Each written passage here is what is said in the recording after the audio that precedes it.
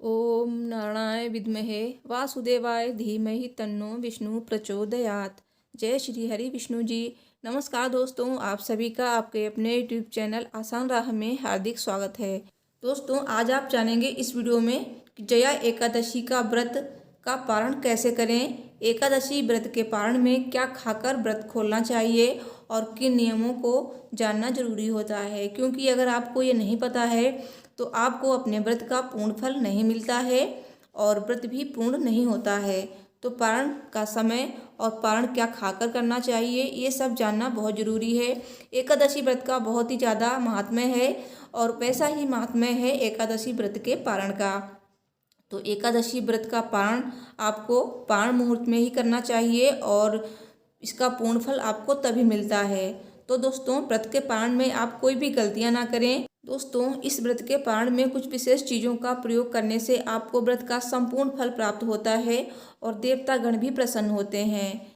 दोस्तों, एकादशी व्रत के पारण में किन चीज़ों का दान करना चाहिए और एकादशी व्रत के पारण का मुहूर्त क्या है, साथ ही द्वादशी तिथि कब से कब तक है, क्योंकि द्वादशी तिथि के अंदर ही व्रत का पारण किया जाता है और एकादशी व्रत पारण में इन चीज़ों को भूल कर भी प्रयोग ना करें। भगवान विष्णु का प्रिय व्रत एकादशी प्रत्येक माह में 2 बार आता है, एक कृष्ण पक्ष में और दूसरा शुक्ल पक्ष में। दोस्तों, माघ मास के शुक्ल पक्ष की एकादशी 12 फरवरी को थी और इसका पारण 13 फरवरी को किया जाएगा। एक वर्ष में 24 एकादशियां आती हैं और जिस वर्ष अधिक मास हो उस वर्ष इनकी संख्या 26 हो जाती है। तो वीडियो को एंड तक देखें और वीडियो पसंद आए तो प्लीज़ वीडियो को लाइक जरूर करें, साथ ही शेयर करें और कमेंट बॉक्स में जय श्री हरि विष्णु जी अवश्य लिखें। भगवान विष्णु आपकी सभी मनोकामनाएं पूर्ण करेंगे। दोस्तों, सभी व्रतों में श्रेष्ठ एकादशी का व्रत माना जाता है, क्योंकि एकादशी का व्रत बहुत ही ज़्यादा कठिन होता है और जो लोग एकादशी का व्रत रखते हैं उनको भगवान विष्णु की असीम कृपा मिलती है। साथ ही उनकी सारी मनोकामनाएं भगवान विष्णु शीघ्र ही पूरी कर देते हैं। दोस्तों, एकादशी का व्रत तो रख लेते हैं, लेकिन अगर आपको व्रत खोलने का नियम नहीं पता है, किस समय खोलें और क्या खाकर खोलें, तो आपका जो व्रत है पूर्ण नहीं होता है। इसलिए आपको व्रत कैसे खोलना है ये भी जान लेना चाहिए, क्योंकि बहुत ही कम लोग होते हैं जो जानते हैं एकादशी के व्रत को पूर्ण करने या खोलने को व्रत का पारण कहा जाता है। यदि देखा जाए तो एकादशी का व्रत दशमी से ही प्रारंभ हो जाता है, क्योंकि एकादशी का व्रत 3 दिनों का होता है और दशमी से ही व्रत के नियम शुरू हो जाते हैं। यानी कि दशमी की शाम को सूर्यास्त के बाद आप भोजन ना करें, सूर्यास्त के पहले ही भोजन कर लें, उसके बाद रात्रि में भोजन नहीं करें। अगले दिन आप एकादशी पर पूरे दिन निराहार रखकर व्रत रखें और द्वादशी पर प्रातःकाल व्रत खोला जाता है और व्रत खोलने को पारण कहा जाता है। एकादशी व्रत के अगले दिन द्वादशी पर सूर्योदय के बाद पारण किया जाता है और शास्त्रों का कहना है कि एकादशी व्रत का पारण द्वादशी तिथि समाप्त होने से पहले कर लेना अति आवश्यक होता है। तो यदि तिथियों की गड़बड़ के कारण द्वादशी तिथि सूर्योदय से पूर्व ही समाप्त हो गई हो तो ऐसी स्थिति में पारण सूर्योदय के बाद ही करना होता है। द्वादशी तिथि के भीतर पारण न करना पाप के समान होता है और एकादशी व्रत का पारण हरिवासर के दौरान भी नहीं किया जाता है। तो आपको इस वीडियो में पता चलेगा कि द्वादशी तिथि कब से कब तक है, क्योंकि द्वादशी तिथि के अंदर ही पारण कर लेना चाहिए। दोस्तों, आइए जानते हैं कि हरिवासर क्या होता है, क्योंकि हरिवासर के दौरान भी पारण नहीं किया जाता है। इसके दौरान अगर आपने पारण किया तो पाप लगता है। तो द्वादशी तिथि की पहली 1/4 अवधि को हरिवासर कहा जाता है। एकादशी व्रत का पारण हरिवासर के दौरान नहीं करना चाहिए। व्रती को पारण के लिए हरिवासर समाप्त होने का इंतजार करना चाहिए, अर्थात द्वादशी तिथि की प्रथम 1/4 अवधि बीत जाए उसके बाद पारण किया जा सकता है। दोस्तों, एकादशी व्रत खोलने का सबसे उत्तम समय प्रातःकाल होता है।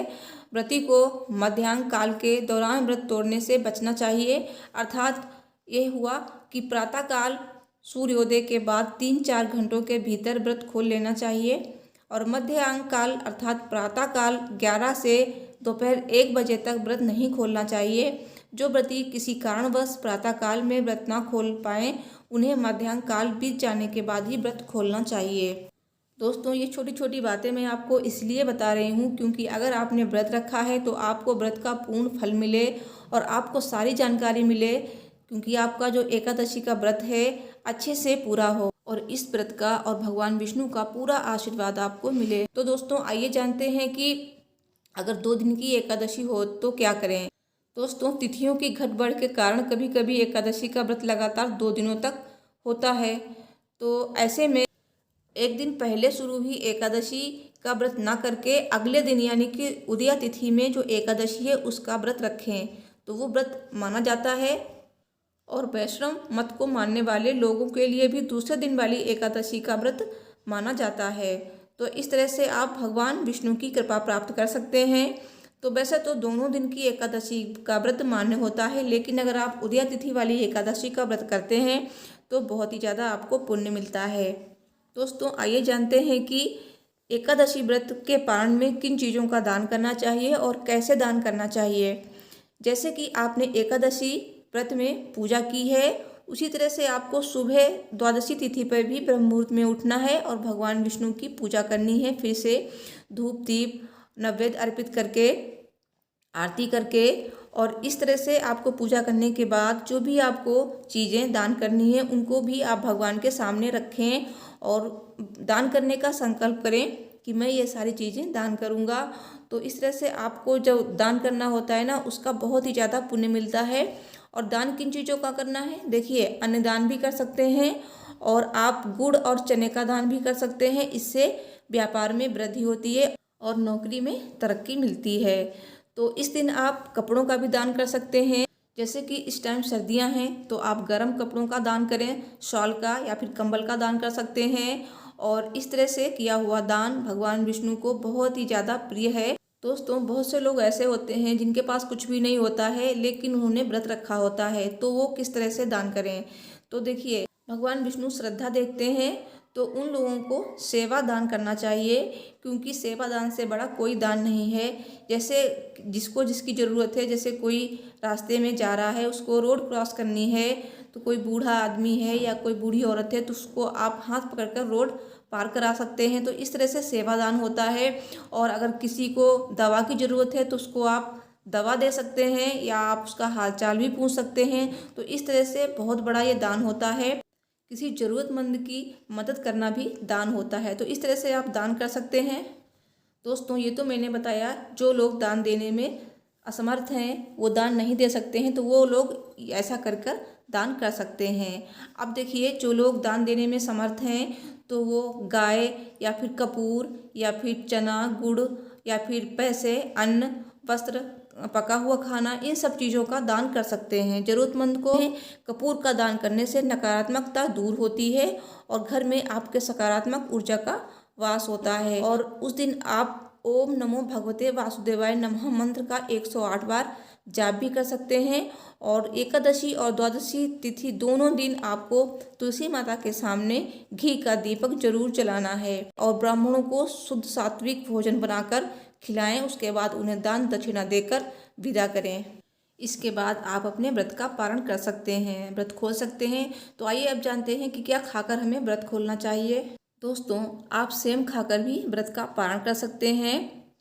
और व्रत के दिन चावल नहीं खाया जाता है, लेकिन द्वादशी तिथि पे आप चावल खाकर भी व्रत का पारण कर सकते हैं। और शुद्ध घी को मुख में रखकर भी आप व्रत का पारण कर सकते हैं।